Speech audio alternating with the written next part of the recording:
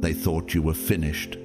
They looked at the silence, the isolation, the bruises behind your eyes, and assumed it was over. But what they didn't see, what they still can't explain, is how you kept rising when no one clapped.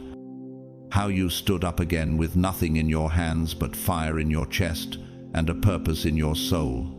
This isn't for the faint-hearted.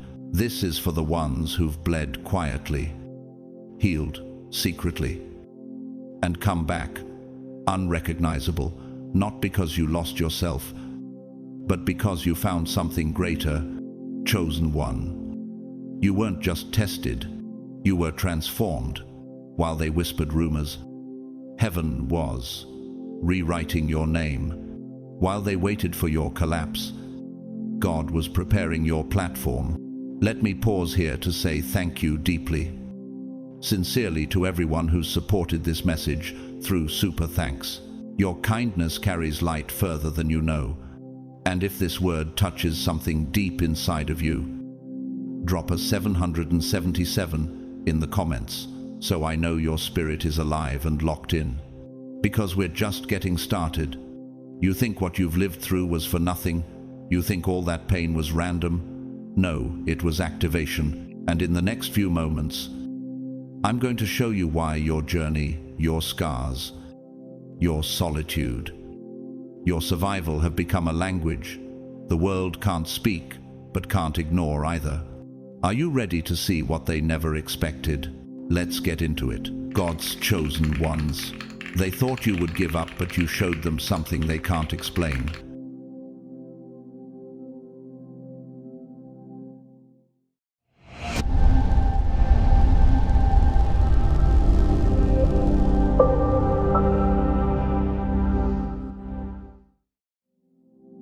They thought you would give up, but you showed them something they can't explain.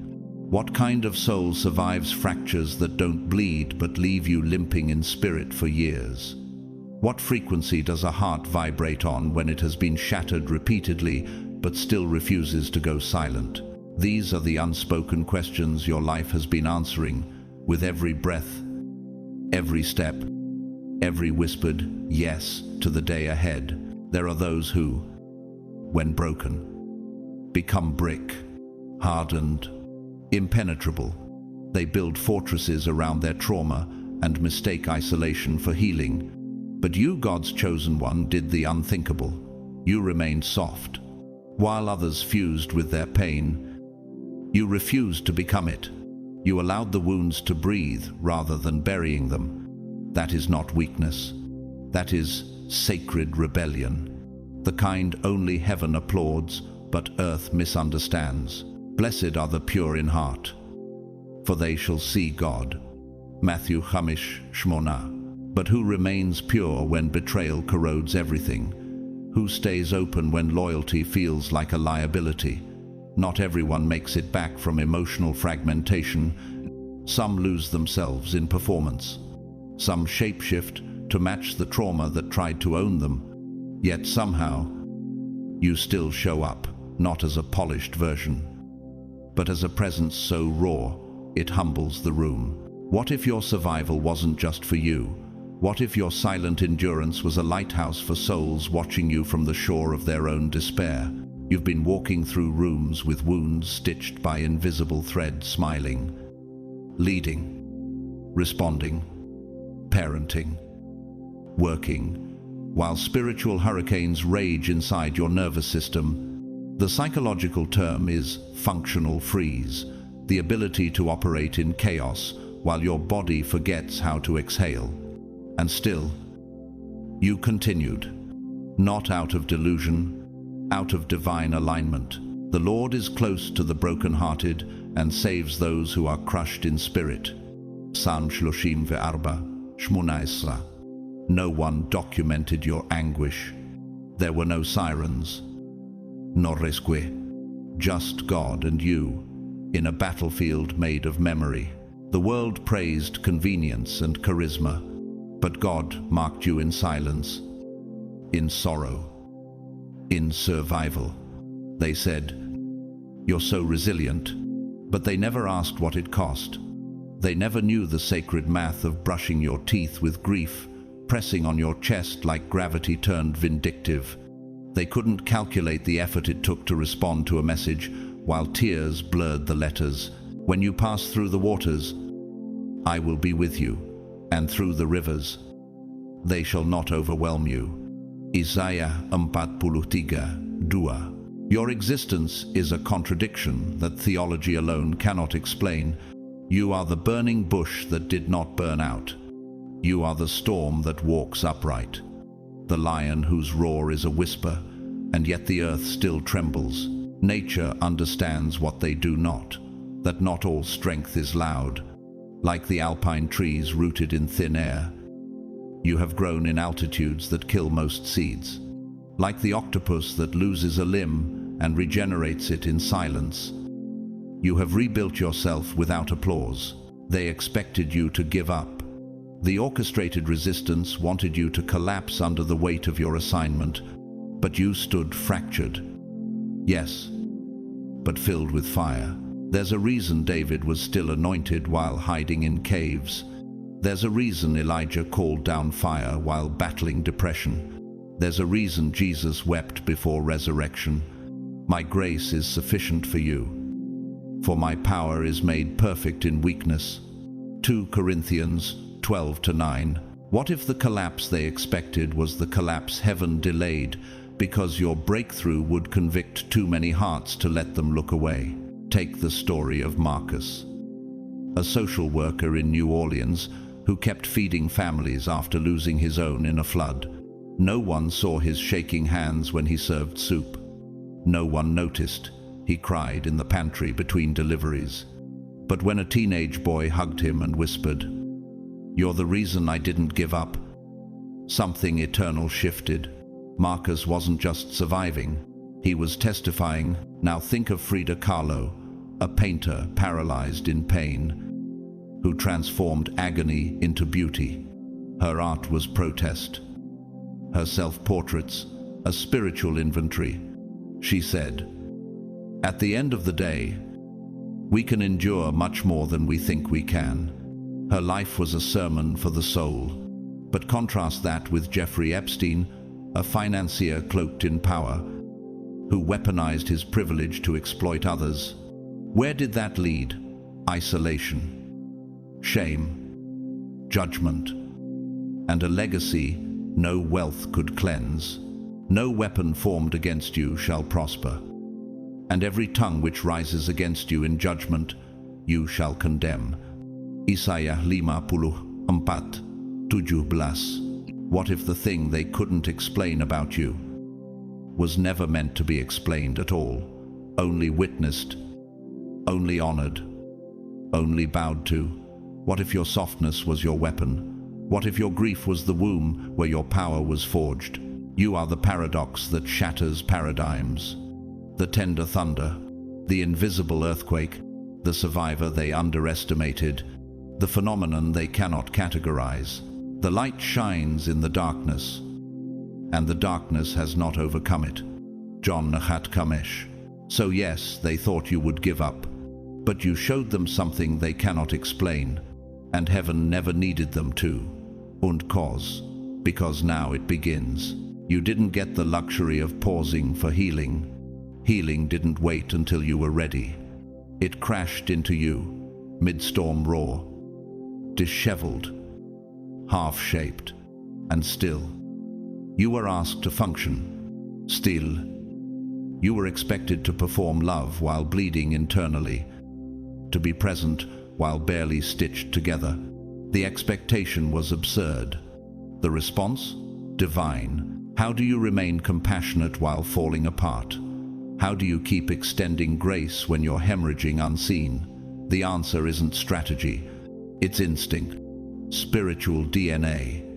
Sacred architecture wired into the blueprint of God's chosen ones. He heals the brokenhearted and binds up their wounds. Psalm 143. You didn't have time to retreat into a sabbatical. Healing knocked on your door mid-war, while some waited for the right time to mend. You had to regenerate while still walking into fires, not because you were fearless, but because the assignment didn't pause for your comfort. You weren't given options.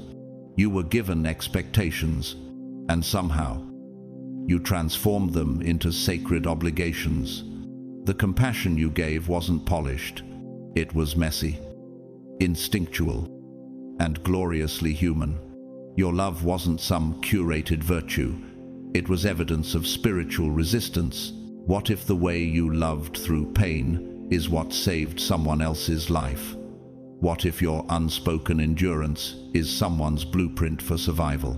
Take Pope John Paul II, a man who forgave the very person who attempted to assassinate him. He met his would-be killer, sat with him in a prison cell, and offered mercy that confounded logic. That wasn't passivity. It was authority, the kind of authority only born through fire. But contrast that with Nero, the Roman emperor who retaliated against Christians with theatrical violence. His legacy is one of paranoia and bloodshed, not strength. Power without healing becomes terror. Do not be overcome by evil, but overcome evil with good. Romans 12:21. You didn't hand pain back. You held it, transformed it, transmuted it. You processed the weapon they threw and returned something that didn't fit their narrative. You disturbed the ecosystem of violence they were hoping to trap you in. They waited for your rage, but were stunned by your restraint. The psychological term is affect regulation, the ability to absorb emotional trauma without reenacting it. It's not repression. It's spiritual alchemy. While they waited for a volcanic eruption, you were becoming an ocean deep, mysterious, unshakable. There's a story about Lena, a 31-year-old ER nurse in Detroit. During the pandemic, her own father passed from the virus, and yet she continued to serve others, holding hands through plastic gloves, whispering prayers under masks, crying in janitor closets. Her co-workers never saw her scream, never saw her collapse. What they witnessed instead was presence, the kind that made them believe again. One patient said, "I thought God forgot me," until she walked in. Oh, how do you not retaliate when betrayal nearly ended you? How do you walk back into community when silence hurt more than violence? But I tell you, love your enemies and pray for those who persecute you. Matthew 5:44. Your refusal to retaliate wasn't weakness. It was warfare. Not loud, not performative, but rooted in spiritual laws that dismantle generational cycles. What you carry is not just a tender heart. It's a frequency that undoes curses, like volcanic soil. Your pain became fertile ground. Things can grow in you that others could never cultivate. And like a river that doesn't rage but still wears down stone. Your peace is power they can't decode. The fruit of the Spirit is love, joy, peace, patience, kindness, goodness, faithfulness. Galatians 5:22. They scripted you to implode. They orchestrated the pressure so your collapse would be convenient, but instead, you rose quietly, like mist from the valley, like light from behind broken clouds, and in your stillness, they saw their guilt reflected, unmet, unanswered. What if you were never meant to fight back because your silence was the sword? What if your greatest rebellion was healing in plain sight? You didn't erupt, you evolved. You didn't retaliate, you radiated. You didn't hand back pain, you rewrote its outcome. And that is why they cannot explain you. The Lord will fight for you. You need only to be still. Exodus pais presece, pais presece. You chose peace not because it was easy, but because your soul recognized that pain recycled is just revenge in disguise. And you were never called to echo the wound. You were called to end the cycle. You, God's chosen ones, moved with an almost ethereal grace, walking out of situations that sought to diminish you, not with a fiery spectacle or a chaotic exit, but with a profound stillness. There was no need for a dramatic ceremony, no shouts hurled into the wind, no chaotic mess left in your wake. That quiet departure, that serene composure, was your most potent protest. It was a silent testament to a strength few understood. Have you ever felt the immense power in holding your peace? Even when everything within you screams to react, you didn't become the destructive storm that raged around you. Instead, with a wisdom beyond your years, you learned how to navigate through it. Like a skilled mariner steering a vessel through tumultuous seas, without becoming weathered or consumed by its fury. You inherently understood the profound truth that meeting harm with harm only perpetuates a cycle of brokenness.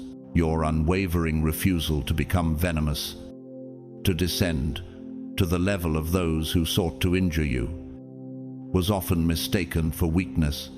They saw your calm as a void, an absence of fight, but they were profoundly mistaken. You were no fragile thing.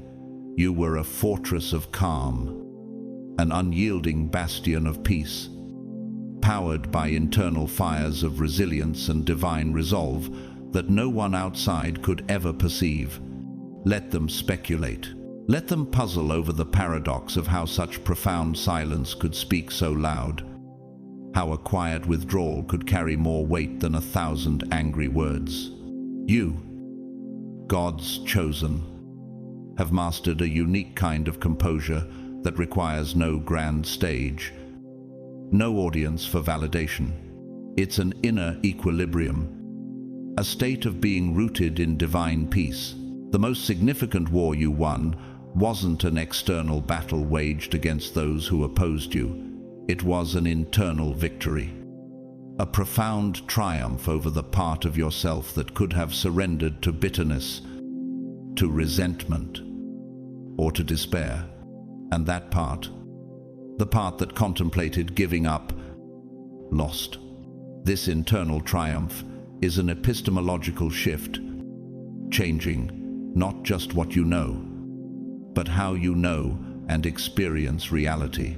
The biblical story of David facing Saul's relentless pursuit, despite having multiple opportunities to harm King Saul, David consistently refused to lay a hand on him. Respecting God's anointed, his stillness in the face of immense provocation, his refusal to retaliate, was mistaken for weakness by Saul's advisors. Yet, it was this very integrity that solidified David's credibility and ultimately led to his promotion to kingship. 1 Samuel 26:9-12.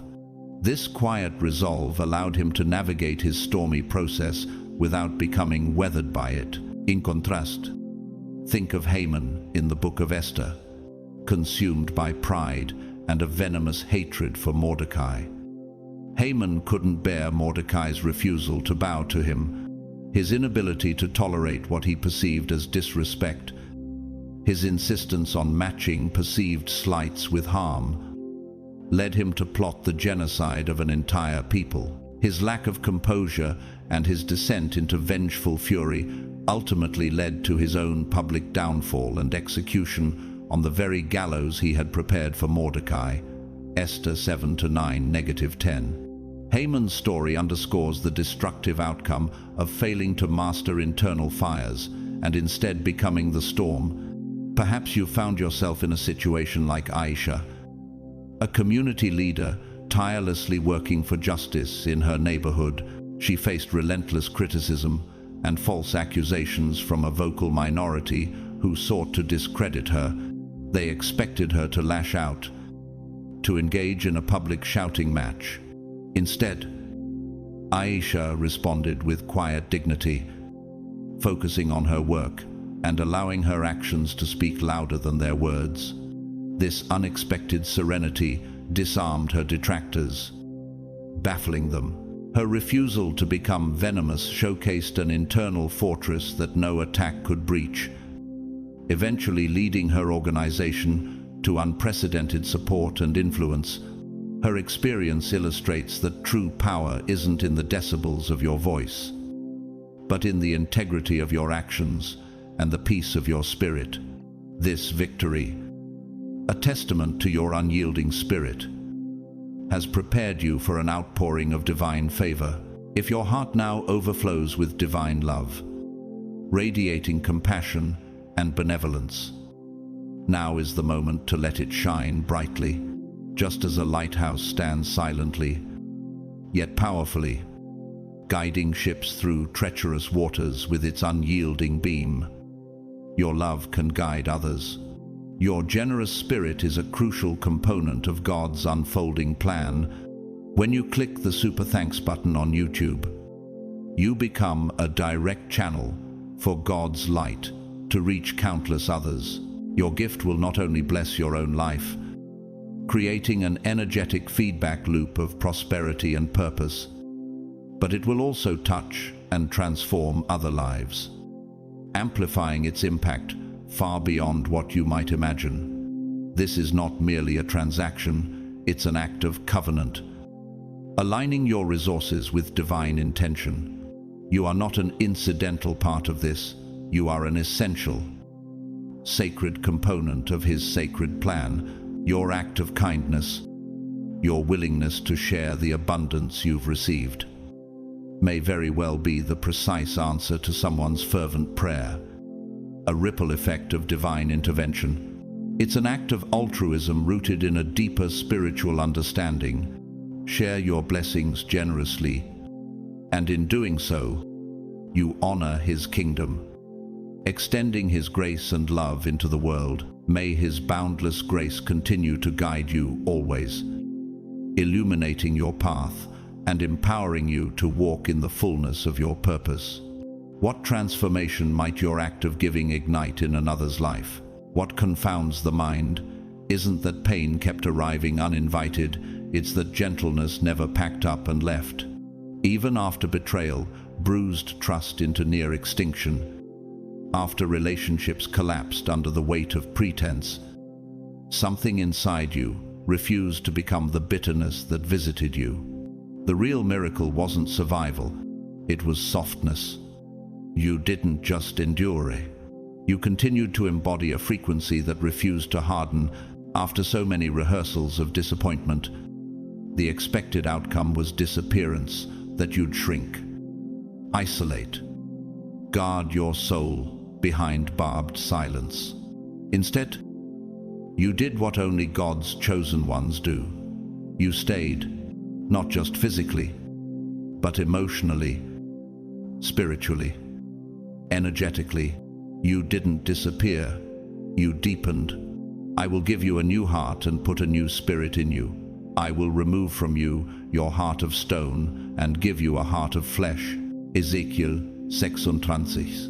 What kind of person offers warmth with the same hands that were once burned? What do you call the one who plants seeds of kindness in soil still wet with betrayal? Others calculated their escape routes from love. You mapped pathways back to it. They expected your compassion to collapse, but instead, it multiplied. You took the ruins, the broken pieces most would discard, and forged them into bridges no one thought could hold weight anymore. That wasn't survival. That was sacred architecture. While the world taught emotional distancing as self-defense, you practiced emotional reconstruction as spiritual design. You didn't use brokenness to build barricades.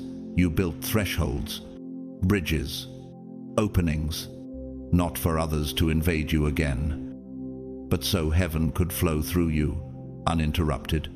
Blessed are the peacemakers, for they will be called children of God. Matthew 5:9. What if your tenderness is not a liability, but a weapon? What if your vulnerability is the secret infrastructure of God's kingdom? In the language of structural engineering, bridges are not passive structures. They absorb weight, flex under tension, and are designed with tensile strength. That's you. The strength that doesn't roar but radiates. You weren't reacting to pain, you were responding to purpose. When others retreated behind walls, you expanded your reach. When they built moats, you built gardens, like the baobab tree. Scarred but sheltering, your presence made space for others to rest, even while you healed. There's a unforgettable story about Andres, a former war child turned trauma counselor in Colombia. He once watched his entire village fall to violence. Years later, he chose to return, not as a vigilante, but as a healer. He ran programs teaching former enemies how to process grief through art and story. One of the mothers he helped once asked, "How can you be so gentle?" His answer, "Because I promised my younger self I wouldn't become what hurt me." Do not repay evil with evil or insult with insult. On the contrary, repay evil with blessing. Echat Peter Shlosh Tisha. You could have disappeared into suspicion. You could have pulled back into protection mode. Most people do. Even icons like Howard Hughes, once a brilliant aviation engineer and film producer, became so disillusioned by betrayal and control that he vanished into isolation, consumed by fear and germs. Losing himself in the very walls meant to protect him. His brilliance was unmatched, but his soul was exiled. Now contrast that with someone like Desmond Tutu, the South African archbishop who helped birth a nation's reconciliation process. He said, "My humanity is bound up in yours, for we can only be human together." Tutu taught that forgiveness was not about forgetting, but about transcending. His joy was not naive, it was forged in the fire of justice. "The Lord is my strength and my shield. My heart trusts in him, and he helps me." Psalm Esarim Vishmona Sheba. So here's the paradox. You were allowed to retreat, but you chose resurrection. You had every reason to armor up, but you chose to breathe. You had the right to give up on people, but you chose to remain reachable. You didn't shrink to protect yourself. You expanded to protect your design, the one God handcrafted for kingdom expression. That kind of spiritual elasticity can't be taught, only embodied. What if the outcome wasn't just healing but holy defiance? What if your gentleness in the aftermath of chaos wasn't weakness, but divine warfare? Be strong and courageous. Do not be afraid or terrified because of them, for the Lord your God goes with you. Deuteronomy 31:6. They expected you to retaliate with distance, but instead, you reconstructed from within. They prepared for your withdrawal, but instead, you welcomed the new. They thought they'd broken your ability to trust, but you used every fracture as a foundation for deeper faith. And that's not just survival, that's revelation. Remaining gentle after injury is not a reflex, it is an act of spiritual discipline. When everything in your nervous system signals defend, and your mind has every reason to retaliate, you still choose stillness. Not out of passivity, but as a quiet refusal to be reshaped by the blade that cut you. This is not forgetting. This is not denial. This is sacred restraint. What kind of force decides not to mirror what broke it? What kind of soul can trace the contour of its scars and still choose compassion? This kind of power isn't loud. It's not dramatic. It doesn't enter a room shouting its virtue. It enters steady with clarity that unsettles chaos. Do not be quickly provoked in your spirit, for anger resides in the lap of fools. Ecclesiastes 7:9. You didn't get here by accident. You stitched your soul with threads of choice intention instead of vengeance. You made daily, granular decisions that no one saw. Decisions not to snap, not to insult, not to close off. And while the world equates resilience with retaliation, you knew better. You chose to embody a frequency that silenced hostility with light. This isn't performance. It's transcendence, the slow, excruciating alchemy of turning bruises into blessings, of choosing clarity when detachment felt safer, of saying yes to peace even when pain kept interrupting. Create in me a clean heart, O God, and renew a right spirit within me. Psalm 50:10. They didn't witness the labor of restoration. They only saw the glow, the post-battle shimmer of a soul that refused to rot. But beneath that glow was discipline, precision, the spiritual equivalent of rethreading muscle after emotional atrophy. What if the most radical act is not standing up in rage, but standing firm in softness? The world is quick to reward armor, but heaven honors the unguarded. The unseen force you became didn't rely on spectacle. It wasn't shaped by applause. You smiled, not because it looked good, but because the shadows couldn't stay lit beside your inner fire. You've become a living paradox, still open, still tender, and yet utterly unshakable. Theologians call this imago Dei, the image of God still unbroken, even in affliction. And you are living proof of it. Though he slay me, yet will I trust in him. Job 13:15. Lorenzo, a artisan from Naples, learned this truth the long way. His brother betrayed him, stole his life's work, and left him in debt. Instead of revenge, Lorenzo turned his shop into a studio for the disabled. Every sculpture I make now, he says, is a stone I never threw. Decades later, his apprentices call him a healer, not a carver. Contrast this with Elizabeth Holmes, once hailed as a revolutionary entrepreneur. Faced with failure, she chose manipulation over integrity. The result? A legacy that collapsed under deceit. What remains is a cautionary tale. Brilliance is meaningless if not anchored in truth. Better is the end of a thing than its beginning, and the patient in spirit is better than the proud in spirit. Ecclesiastes 7:8. The strongest structures aren't forged in calm, but under pressure, like pearls born from irritation, and diamonds shaped by weight. Your character crystallized, not despite your pain, but through it. How do you keep your soul tender when betrayal becomes familiar? How do you return to life fully when grief makes you want to blur out? The Lord is my light and my salvation.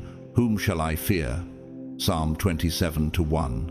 You didn't settle for emotional numbness. You chose clarity. While others built scaffolding to keep their emotions unreachable, you let love stretch your edges. That's why your name is whispered, now not in scandal, but in awe. Not because you screamed, but because you didn't.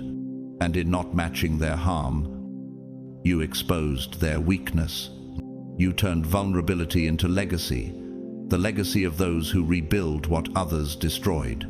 You became a spiritual engineer, not of walls, but of bridges, altars, and sacred boundaries. And maybe that's the greatest defiance of all, to remain soft in a world that punishes softness, to stay pure in a system that rewards vengeance, to choose integrity when safety would demand retreat. Let us not grow weary in doing good, for at the proper time we will reap a harvest if we do not give up. Galatians 6:9. You didn't give up, you gave light, and they still don't know how to explain that. Not everyone is designed to follow a rhythm inaudible to the crowd. You were never meant to conform to equations written by those who fear mystery.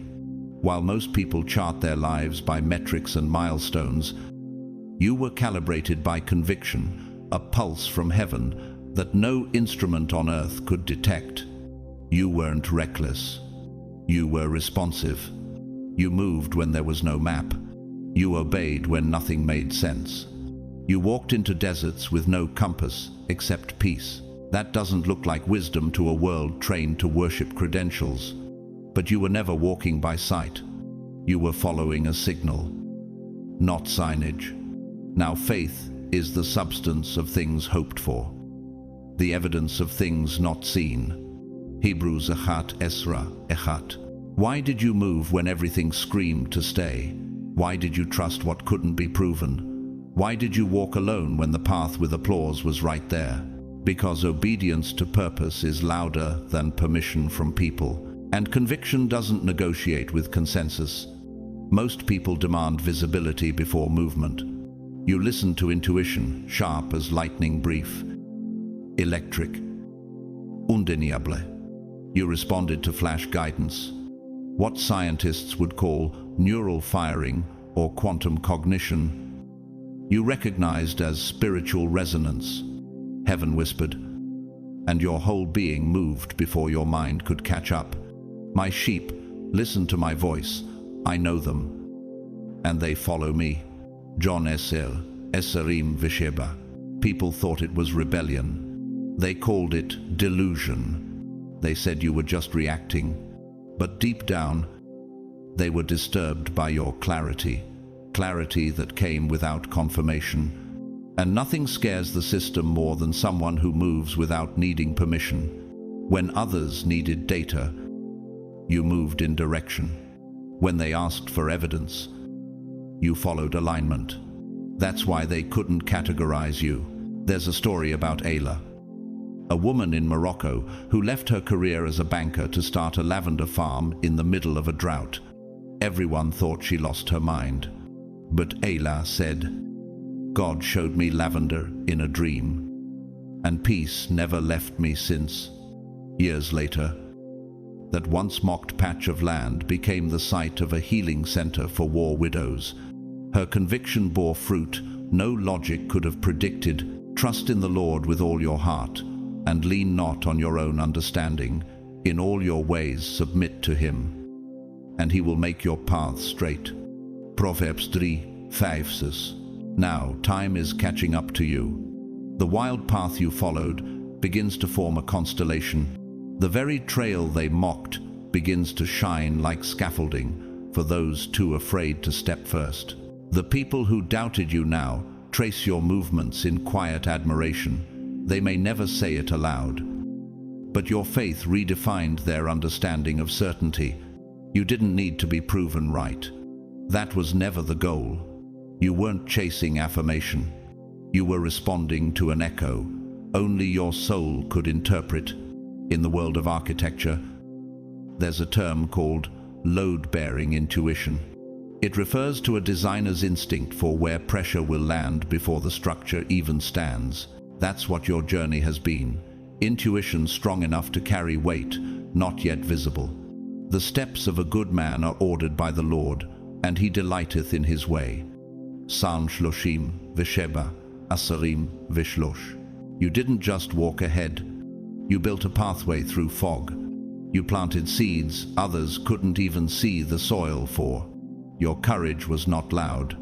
It was legacy in motion. And now, the very choices they once ridiculed have become mirrors, reflecting what it truly means to live from alignment, not approval. Look at Galileo, the astronomer who followed the movement of stars when the church and culture deemed it heresy. He saw what others were too afraid to acknowledge. They called it madness. But centurie la terre. That same madness became the foundation of celestial truth. Contrast him with Bernie Madoff, a man who pretended to follow reason, markets, and numbers. But underneath it all was deception. His empire was built on approval and optics, and when the truth surfaced, everything collapsed under the weight of its falseness. For we walk by faith, not by sight. 2 Corinthians 5-7. You didn't walk with certainty because of logic. You walked with peace because of alignment. That distinction made all the difference. What if your path wasn't meant to be understood at the start, but only recognized in hindsight? What if your wild obedience is the exact blueprint someone else needs to unlock their courage? You weren't chasing explanation. You were answering a frequency. And now, the signal, others called strange, is the same one, drawing them out of safety. What once looked like madness now echoes as maturity, too early discerned. And that is why they cannot explain you, because you're not here to be explained. You're here to become the map they didn't know they needed. There is a kind of silence that doesn't come from fear, nor surrender, but from sovereignty.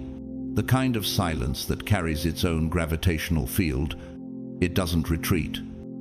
It doesn't apologize. It doesn't tremble. It simply knows. This silence is not absence. It is authority. While projections were cast like shadows on walls you never built, you stood still, not because you didn't have something to say, but because what you carried couldn't be diluted into defense. There was no scramble to erase misunderstandings. No obsession with reshaping narratives spun in rooms you were never invited into. Why? Because you understood something they didn't. Truth doesn't panic. The Lord will fight for you. You need only to be still. Exodus pais presece, pais presece. What if the silence you held was the loudest act of defiance? What if your restraint was the strategy heaven taught you in the wilderness? They came with accusations fragmented from insecurity, distorted by jealousy, stitched from projection. They weren't looking for clarity. They were hunting for confirmation bias. But God's chosen ones aren't built to explain their every movement to minds that never honored the origin, where the world expected a public unraveling. You practiced the lost art of spiritual containment. In psychology, it's called internal regulation, when the soul becomes its own sanctuary. You didn't outsource your identity to public perception. You protected your essence by remaining still, while noise tried to impersonate insight. In repentance and rest is your salvation. In quietness and trust is your strength. Isaiah 30:15. No press conference. No theatrical rebuttal. You let the dust gather on their false assumptions while your truth remained like stone beneath the surface, unmoved. Undamaged. What looked like apathy was actually spiritual aikido, the redirection of energy without resistance. Not passivity. Precision. There's a story about Leona, a teacher falsely accused of manipulation by a parent who feared their child's autonomy. Her name was whispered in faculty lounges, her motives dissected, but she kept showing up, teaching, serving, loving. A year later, that same parent sat in her office crying not to apologize, but to ask for her help. Leona's silence had dismantled every accusation, not because she fought them, but because she outlasted them. You prepare a table before me in the presence of my enemies. Psalm Asarim Vishlosh Hamesh. People needed a villain to justify their own discomfort, but you refused the role. You didn't panic to edit their fiction. You focused on becoming what their stories could never contain: a truth too rooted to be replaced, too radiant to be boxed in. They weren't fighting your flaws. They were confronting their reflection in your integrity. The ancient redwood, its bark is fire, resistant, not because it avoids attack, but because it has absorbed centuries of flame and found structure in stillness. Like you, it doesn't compete with fire. It remembers who it is while the forest burns. You walked the same narrow road that quiet giants once walked, people like Keanu Reeves, the actor known not just for his roles, but for his refusal to explain himself, accused of being too quiet, too withdrawn. He never tried to reshape the public's narrative. He let his work, his conduct, and his consistency speak.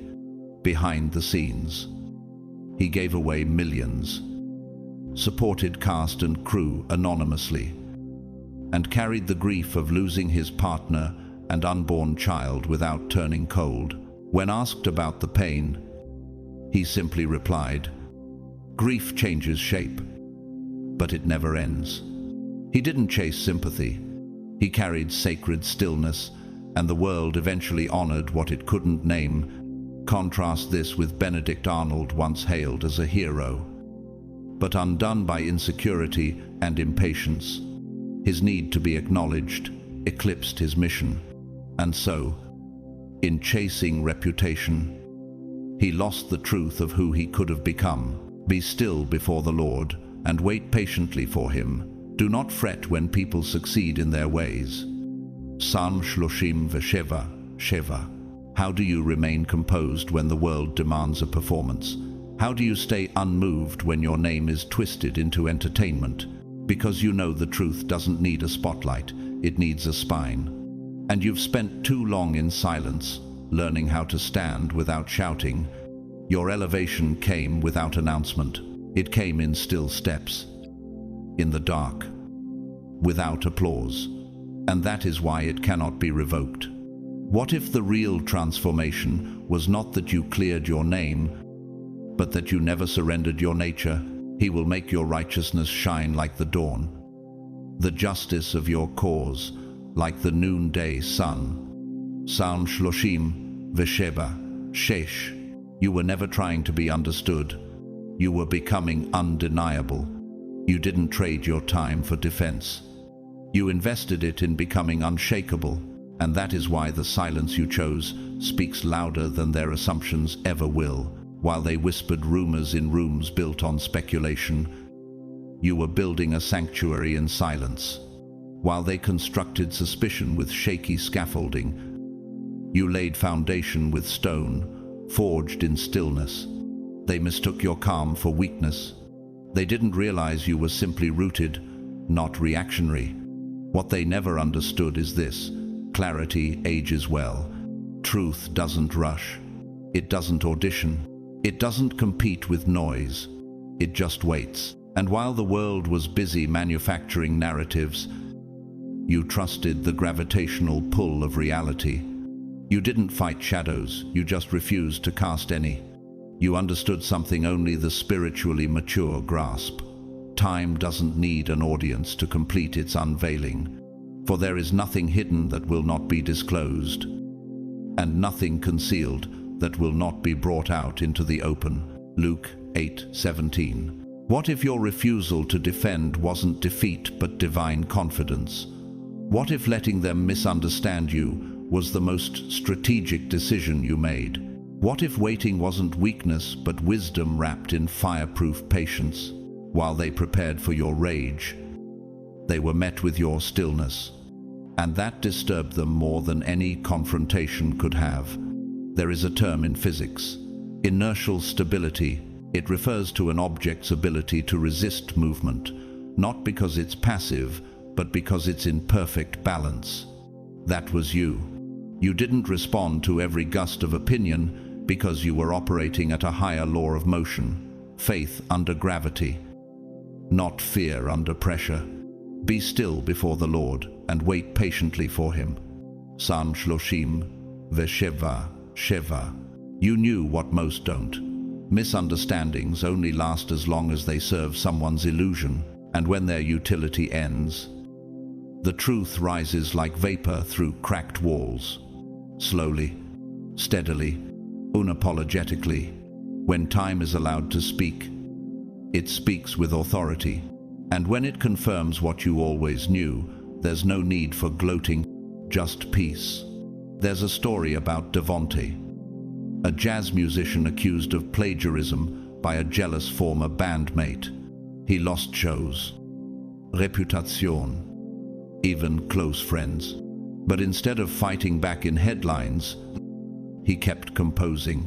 Years later, the accuser was exposed for recycling old compositions. Meanwhile, Devonte's newest album, Proof of Peace, won a Grammy. The audience never saw the courtroom, But heaven saw the discipline, and legacy outlasted the lie. He will make your righteousness shine like the dawn, the justice of your cause like the noonday sun. Psalm Shloshim Vesheba Shesh. Look also at Dr. Bland, Anthony Fauci, the American immunologist and physician-scientist. For decades, he served in silence. But during a global pandemic, he became the subject of fierce scrutiny, misinformation, and character attacks. He never held press conferences to defend his humanity. He stayed steady, measured, grounded. He let time, data, and truth do the work. No soundbite could be. When asked how he endured it all, he once replied, "You don't do it for credit. You do it because it's right." Oh, now contrast that with Jussie Smollett, an actor who manipulated public perception to engineer a false narrative.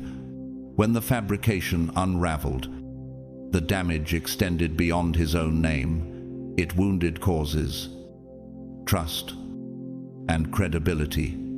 His need for a spotlight outpaced his reverence for truth. The integrity of the upright guides them, but the unfaithful are destroyed by their duplicity. Proverbs 11:3. How do you remain calm while being misrepresented? How do you resist correcting every whisper when your name is being reshaped without your consent? How do you stay focused when the urge to vindicate yourself calls like a siren? Because you trust the God who doesn't miss. Because you know that elevation doesn't require explanation. And because your identity was never submitted to public vote. Mountains are formed under pressure and remain unmoved through millennia of wind, rain, erosion. They do not flinch when thunder cracks or lightning strikes. They remain. Your spirit has become mountain-like, rooted in the bedrock of divine identity. You will keep in perfect peace those whose minds are steadfast, because they trust in you. Isaiah 26:3. Letting them believe the wrong version of you was not surrender, it was strategy. Because some truths do not need defense, they need distance, silence, and time. And when that time arrives, there will be no grand entrance, only the undeniable presence of everything you've become.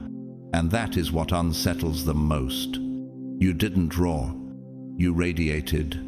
You didn't defend, you developed. You didn't collapse, you consecrated. And now your presence walks ahead of your name, a frequency only discernible to those who carry discernment themselves. The rest, they're catching up. There's a kind of grace that makes no sense to the transactional mind. A grace that gives without record. That shows up without confirmation. That honors even where dishonor was returned.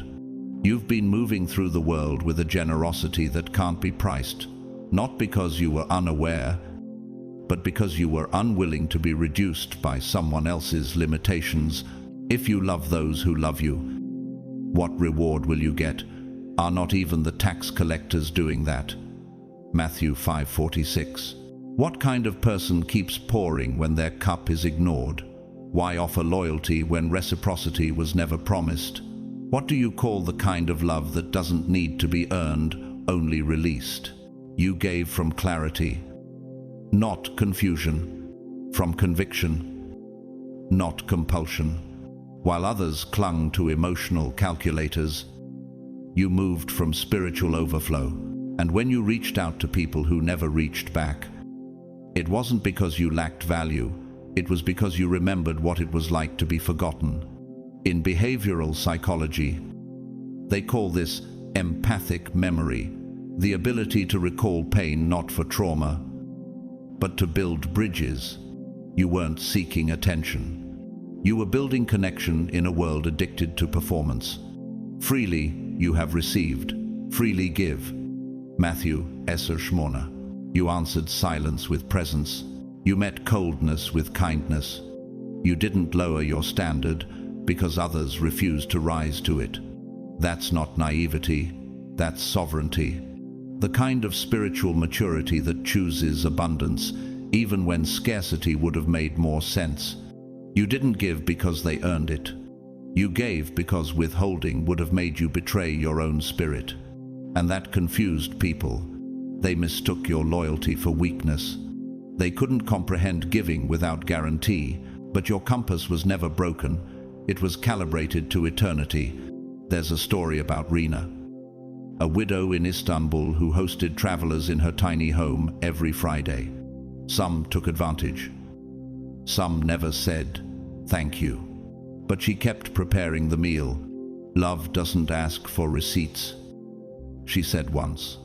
It asks, did I remain true to myself? One day, a young refugee she fed years earlier returned, now a journalist, and told her, "Your table saved me," not because she kept score, but because she never changed her posture. Do not withhold good from those to whom it is due, when it is in your power to act. Proverbs 3:27. You made room even when your plate was empty. You set a place even when you knew they wouldn't stay. And that unsettled people who were raised on merit, they weren't used to love that didn't invoice them. But the truth is, your giving wasn't about their worth. It was about your essence. And that kind of giving doesn't flatter. It reveals. Think of Maya Angelou, the poet and prophetess of resilience. She mentored generations, including those who couldn't give back. When Oprah once asked her why she gave so much, she answered, "Because I've learned that people will forget what you said. They'll forget what you did, but they'll never forget how you made them feel." She gave even when others took, and in doing so, she created a legacy, not of transaction, but of transformation. Now contrast that with Jordan Belfort, the infamous Wolf of Wall Street, whose entire empire was built on manipulation and calculated exchange. His currency was illusion. His downfall came when his ledger finally outweighed his conscience. He wasn't generous, he was strategic. And eventually, that strategy collapsed under its own emptiness. Love is patient. Love is kind. It does not envy. It does not boast. It is not proud. It keeps no record of wrongs. 1 Corinthians 13:4-5. What if your love wasn't inefficient, just eternal? What if your generosity wasn't wasteful, just unmeasurable? What if your open hand was heaven's way of keeping your heart from hardening? The sun does not negotiate its light. It rises without checking who will appreciate it. The river doesn't count how many drink, it simply flows. Your soul has mirrored the rhythm of creation, generous, steady, unbothered by applause or return. Give, and it will be given to you, a good measure, pressed down, shaken together and running over, will be poured into your lap. Luke 6:38. They stayed close not because they gave much, but because being near you reminded them of who they were before performance drowned out presence. You didn't hold up rules. You held up mirrors. You loved not to convince, but to awaken. Even when the table was lopsided, even when the invitation wasn't matched, even when the giving went unreturned, you made room, because who you are refused to shrink based on who they weren't. And that is why they can't explain you, because you weren't proving anything. You were embodying everything. There's a sacred kind of strength that doesn't roar. It shows up gently, fully, unapologetically.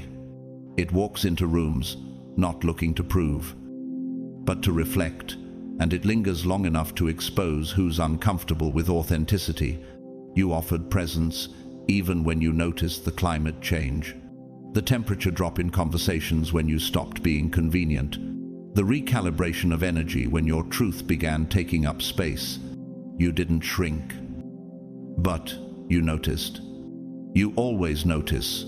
Let your light shine before others. that they may see your good deeds and glorify your Father in heaven. Matthew 5:16. What kind of love keeps pouring when the room keeps adjusting the dimmer?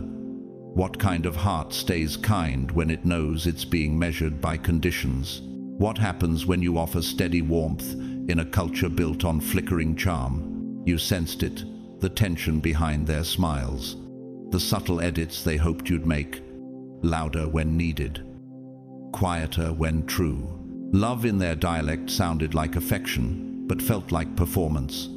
Yet still, you stayed, not because you were naive, not because you didn't see the strings, but because you wanted to model something, holy love, without leashes. Not everyone changes when met with grace. Some simply get comfortable. Some interpret constancy as captivity, your kindness mistaken for compliance. They thought your presence was a default setting, not a daily decision. And when there were no visible consequences, they grew careless with your heart. Do not cast your pearls before swine, lest they trample them underfoot and turn to attack you. Matthew 6. You weren't waiting for a miracle. You were hoping for a spark, not to ignite something in them to feed your ego, but to reflect the wholeness you were offering so freely, not to fix them, not to change the story, just to prove that love can be a steady flame, not a spotlight with a switch. There is a concept in emotional intelligence called attachment integrity. It's the ability to remain grounded in self-worth while extending genuine connection. You weren't clinging. You were anchoring, holding space with intention. But even anchors have their limits. You never shouted. You didn't slam the door. You simply closed it. And now the silence that follows your absence is louder than the presence they once took for granted. Because grace, when removed, doesn't echo like revenge, it echoes like revelation. There is a time for everything, a time to embrace, and a time to refrain from embracing. Ecclesiastes 3:1. Woo. Think of Princess Diana, the people's princess, whose heart embraced those the world ignored. Her love wasn't silent, but it was sacrificial, offering compassion even in spaces that didn't deserve her. And when she finally stepped away from a system that commodified her, the void was thunderous. Her absence said what her words never had to. I was never the problem. You just couldn't hold what you claimed to admire. Now contrast that with Harvey Weinstein, a man who thrived on conditional affection, manipulation, and coercion. His interactions were not love, but levrage. When his power collapsed, so did the illusion of his relationships. What remained was exposure of how proximity without purity can poison. Love must be sincere. Hate what is evil. Cling to what is good. Romans 12:9. There's also a story about Amara, a social worker in Johannesburg, who poured into families for years. Even when parents ignored her efforts, one day, she quietly withdrew from a case she had carried alone. Months later, the family sought her out, not because they missed her help, but because her absence revealed how much healing had depended on her unnoticed presence. We thought you were just doing your job, they said. But now the silence feels like loss. What if your leaving was not abandonment but elevation? What if your kindness was never weakness but a test they failed to recognize? What if you stopped showing up, not to punish but to preserve who you're becoming? Guard your heart above all else, for it determines the course of your life. Proverbs 4:23. In nature, the oak tree doesn't uproot itself to chase sunlight. It stays planted and lets the sun find it. You didn't leave out of rage. You simply stopped overextending, because the love you carried was evolving, and not every room was built to hold it. You didn't abandon them. You just stopped standing in a space that refused to expand with your soul. And that is the difference between absence and escape. You became the final lesson they didn't realize they were studying. And now, what they remember is not how you loved them, but how your love left. Quietly, clearly, without apology. It takes rare clarity to stay rooted when public perception tries to pull you apart, piece by piece. When your name became an object passed from mouth to mouth, disfigured without permission, you did not fracture. You didn't rush to reclaim what was twisted. You didn't audition for sympathy. You remained unmoved, not because the arrows didn't pierce, but because you were never built on borrowed narratives. What they didn't expect was your stillness. When you pass through the waters, I will be with you. And when you pass through the rivers, they will not sweep over you. Isaiah 43:2. How do you stay centered when your character is up for public debate?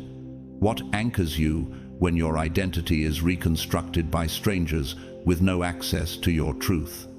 Why didn't you explain, perform, or retaliate? Because you understood something sacred. Not everything deserves a rebuttal. Silence is not the absence of power. It is sometimes the purest form of it. Your calm wasn't indifference. It was discernment. Your posture wasn't passive. It was strategic. They misread your restraint as emptiness, when in fact it was fullness, the kind that doesn't leak under pressure. Theologians call this kenosis, the emptying of ego to make space for divine alignment. Even a fool is thought wise if he keeps silent, and discerning if he holds his tongue. Proverbs 17:28. While the spectacle roared, you practiced sacred restraint, not because you lacked the words, but because your healing didn't require witnesses. You weren't built to perform pain for the entertainment of spectators. What unsettled them was not your silence, but your unbroken silhouette.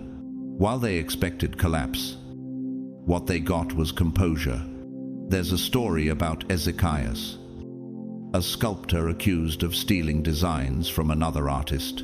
His name was dragged through social media, headlines, and whispers in every art circle, but he didn't defend.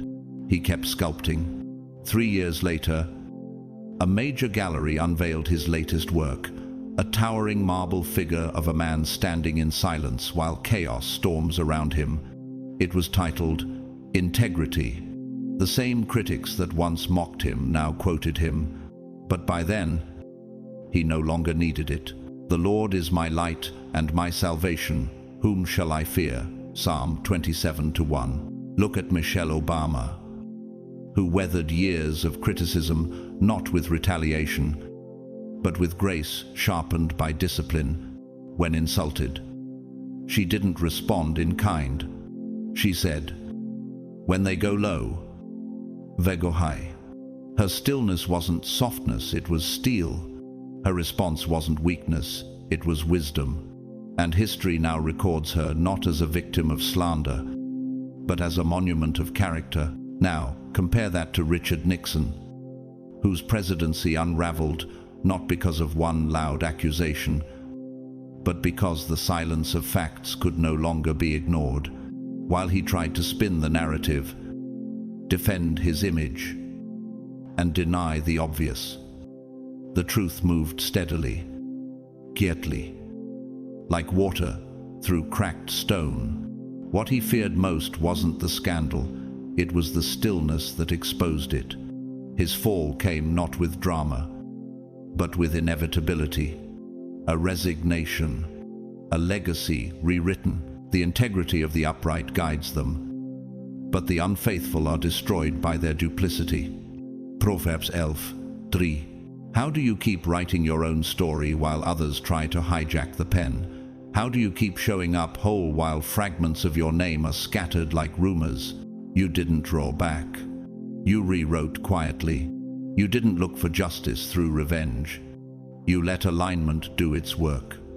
You weren't interested in applause. You were anchored in truth. In physics, there's a term, mechanical resonance. When a structure's frequency aligns with an external vibration, it either collapses or strengthens. You chose alignement, and instead of falling, you settled into mastery. The more they struck, the clearer your internal resonance became. They watched, hoping you'd break.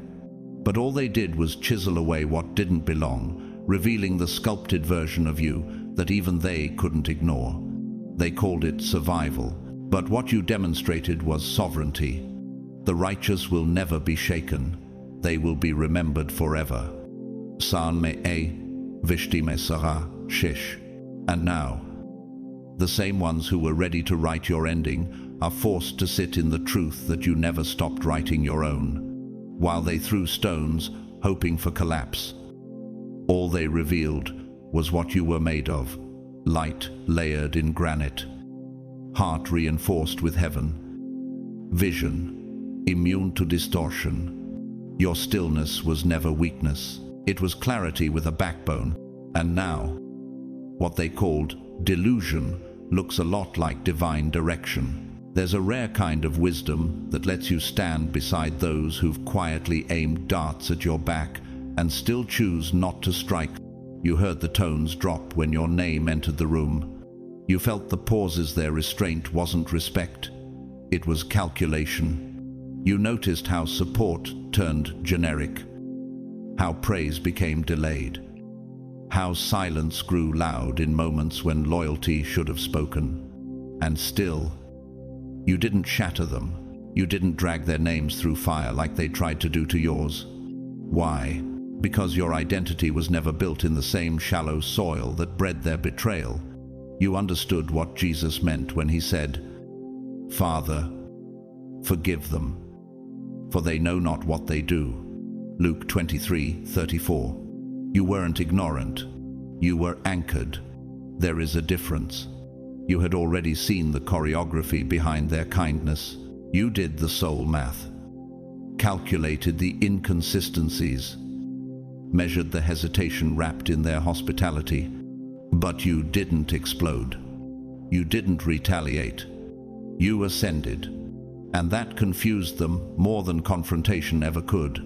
Your refusal to return fire wasn't passivity.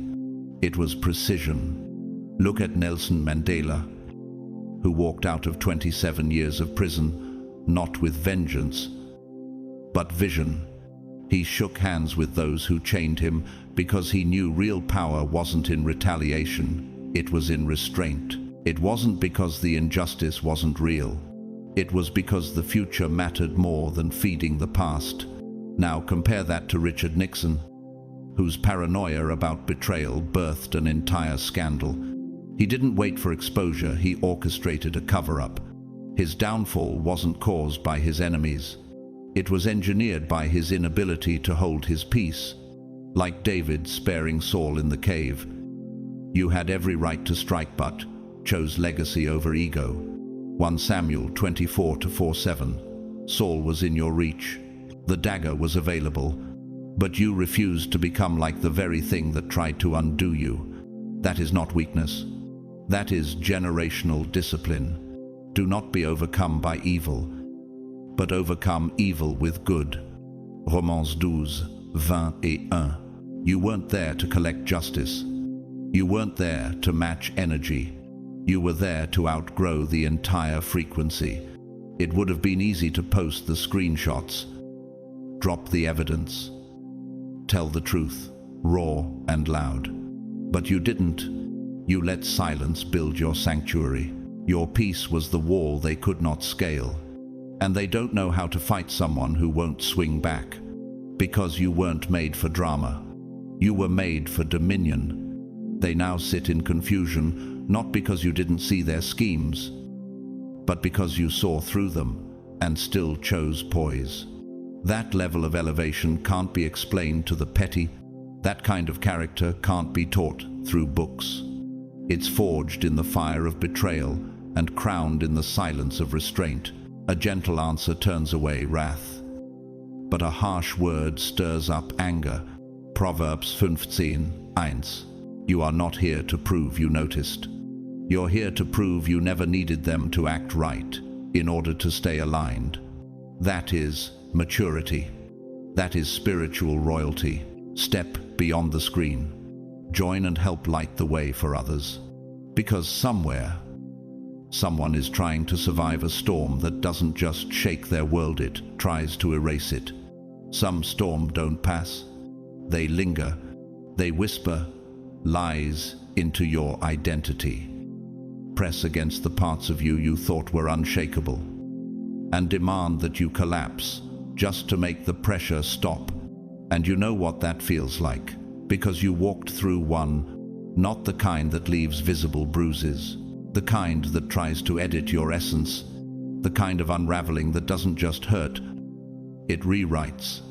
You became a subject in the theater of public dissection, your silence misunderstood, your character repackaged, your name passed around as if it no longer belonged to you. How do you stay whole when everything around you screams break? How do you hold on to your softness when cynicism feels safer? Though I walk through the valley of the shadow of death, I will fear no evil, for you are with me. Psalm 23:4. And yet, most would have feared. Most would have retaliated. Most would have lost themselves trying to be understood, but not you.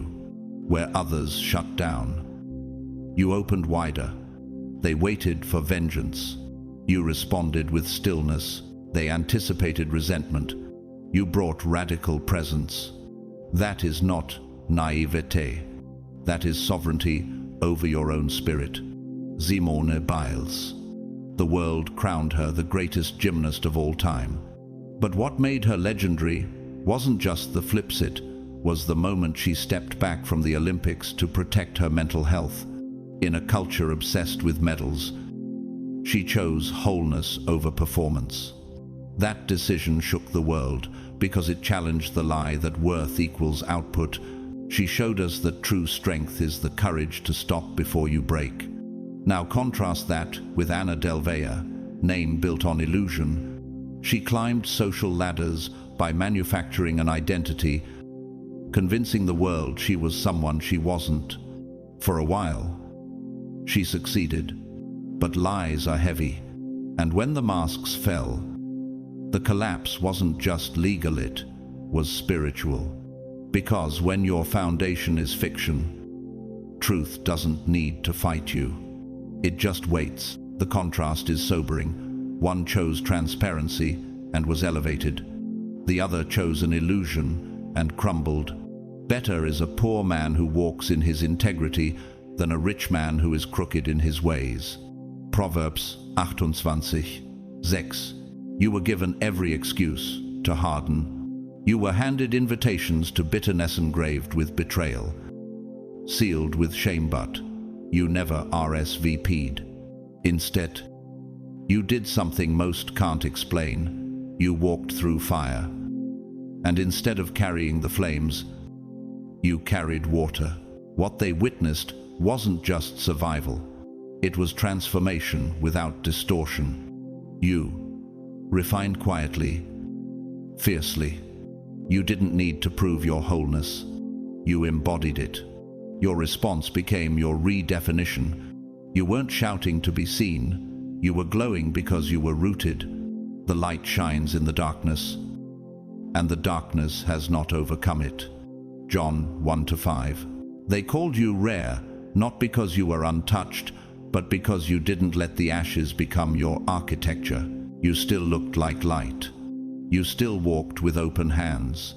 You still believed in healing when hurt was more convenient.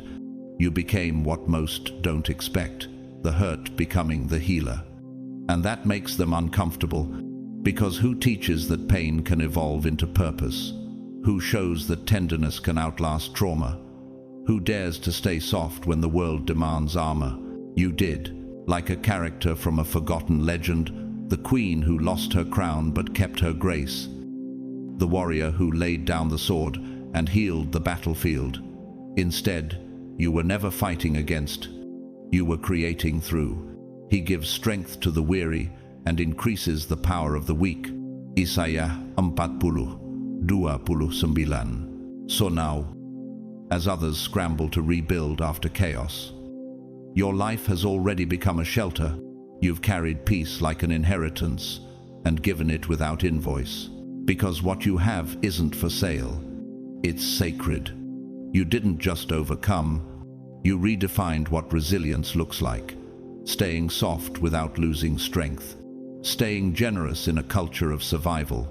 Staying you in a world that gave you every reason not to be. There are moments when retaliation feels justified, when your silence feels too expensive, when your growth seems too invisible.